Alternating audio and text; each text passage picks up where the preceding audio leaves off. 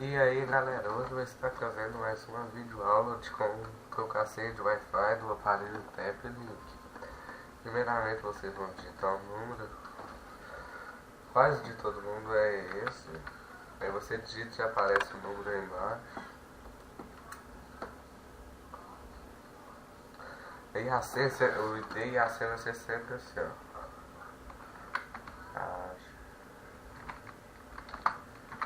Vai ser sempre assim, ó, ID e senha, né? Aí você dá um enter. Isso é. Aí vocês vão ver nessa opção aqui, ó. Então vocês vão vir. Aqui é pra mudar o nome se vocês quiserem. Segurança. Aqui é a minha senha, ó. Aí vocês trocam. Vocês... de novo, aí você vai salvar. Beleza. Se quiser salvar. Aqui ó, vai estar pedindo pra você clicar aqui. Aí você clica. Aí você já aperta o botão reiniciar, ok? Vai reiniciar só o roteador para alterar a senha.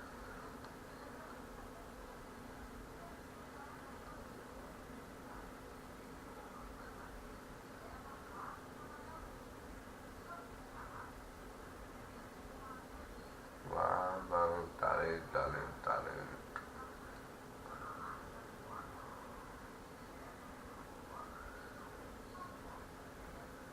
Esse é meu primeiro vídeo no canal, viu galera? Não sei se vai ficar bom, não sei se vai ficar ruim.